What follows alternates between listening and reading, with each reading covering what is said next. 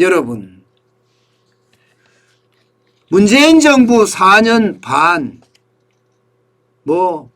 내내 임기 내내 기업을 짓밟았습니다.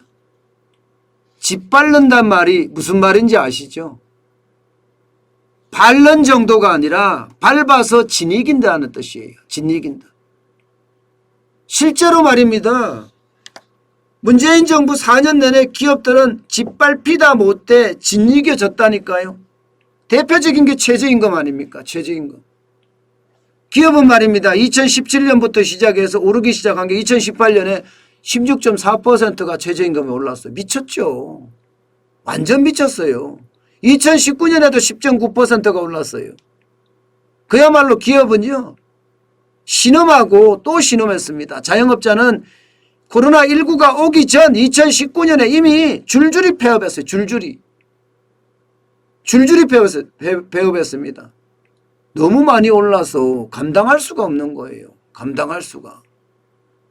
게다가 장사가 잘 됐으면 좋은데 장사가 잘 되지도 않았으니까요.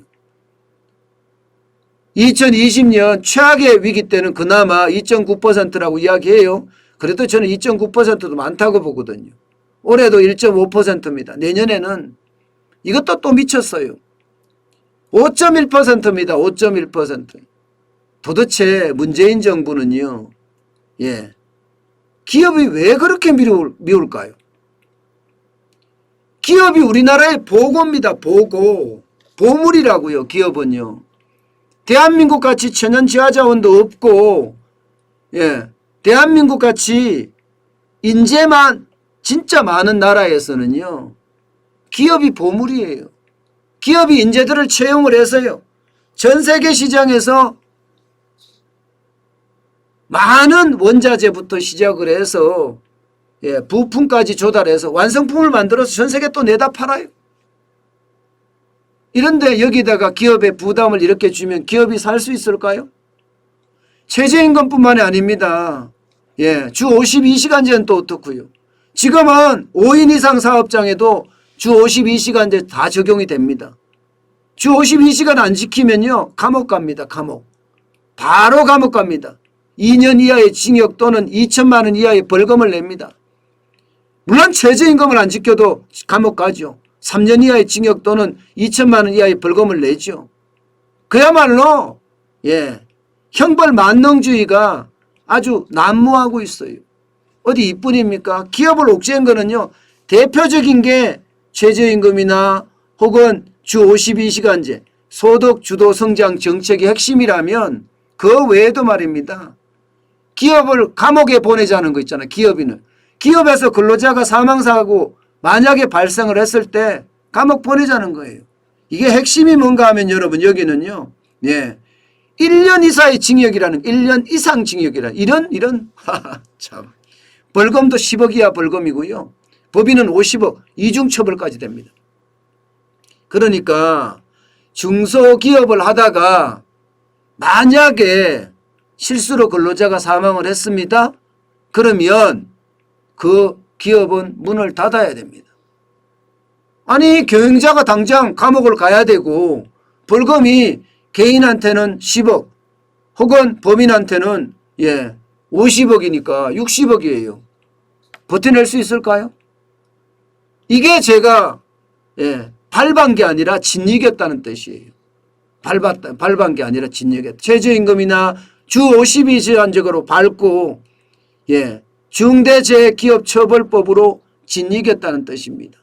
짓이겼다는 뜻.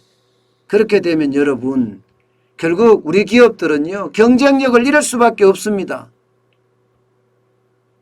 그런데 말입니다. 급하니까 기업들을 먼저 찾고 있습니다. 마스크 대란 때 여러분 기억나시죠? 마스크 때도 배급제로 난리가 났어요. 그때 누가 나섰습니까? 부직포를 누가 구해왔습니까? 이재용 삼성전자 부회장이 구해왔죠. 부직포를. 그리고 실질적으로 백신이 부족했을 때는 또 어땠습니까? 백신이 부족했을 때도 기업은 정부는 기업에 또 손을 내밀었어요. 말도 안 되죠, 솔직히. 예. 완전히 이율 배반적이죠. 기업들을 죽이겠다. 뭐, 저는 그렇게밖에 생각이 안 들거든요. 예. 최근에는 여러분, 이거 보세요. 탄소 제로로 간다면서, 예. 2030년까지 지금의 탄소 배출량을 40%까지 줄인대요. 이게 버텨낼 수 있을까요? 못 버텨냅니다. 못 버텨내요. 특히 자동차, 조선 이런 데가 버텨낼까요? 저는 자동차 조선 더 힘들어질 거라고 봅니다. 차라리 중국으로 다 넘어갑니다. 이렇게 되면. 왜 문재인 정부는 현실을 파악하지 못하고 이렇게 하는지 참 답답합니다. 그러니 백신이 부족할 때도 이번에 요소수도 마찬가지예요. 요소수도 여러분. 요소수도 부족하니까 기업한테 손 내밀었습니다. 예, 솔직히 무슨 염치로 기업한테 이렇게 또 손 내미는지 모르겠어요. 그러니까 기업인들은요 또 묵묵하게 나라가 위기에 처했으니까 나라가 위기에 처한 거는 구해야 되지 않겠느냐 이러면서 말입니다. 뛰어다닌 거예요. 포스코 인터내셔널은 요소수를 18만 톤을 이게 조달을 했고요. LX 인터내셔널은 요소수를 145만 리터를 추가 조달했습니다. 심지어 롯데정밀화학은요. 요소를 2, 3개월간 우리가 쓸 수 있는 19,000톤을 신동빈 부회장이 직접 뛰면서 확보를 했습니다. 이런 걸 보면 여러분 우리 기업들은요. 나라의 위기를 그냥 보고 넘기지 않잖아요. 그만큼 나라가 위기라니까 기업이 한마음 한뜻으로 다 달려든 거예요. 오로지 정치인들만 오로지 청와대만 이게 나라보다는 권력에 너무 집착하는 건 아닌가 이런 생각을 합니다. 진짜 아쉬울 때만 기업이 아쉬울 때만 기업. 평상시는 기업을 때려잡자 이렇게 생각을 하고요. 저는 운동권들이 기업을 어떻게 생각하는지 모르겠어요. 저는. 당연히 기업은 그냥 아무리 조져도 세금을 내는 조직, 신경 안 써도 세금을 내는 조직, 꿀단지, 운동권의 꿀단지 뭐 이렇게 생각하는 건가요? 여러분, 문재인 정부 5년 동안 기업을 도와준 게 아무것도 없어요. 그러면서 수출 잘한다고 진짜 자화자찬하고 다 빼먹고 있습니다. 참 이율 배반도 이런 이율 배반이 없고 이런 내로남불이 저는 없다고 생각을 합니다. 결국 우리나라는요. 기업이 보물입니다. 기업이 우리나라는 모든 해결책을 쥐고 있습니다. 그래서 기업을 떠받들고 살아야 돼요. 그래야지만이 대한민국이 더 부국강병해지고요. 부국강병해지고요. 또 미래가 있다. 저는 그렇게 생각을 합니다.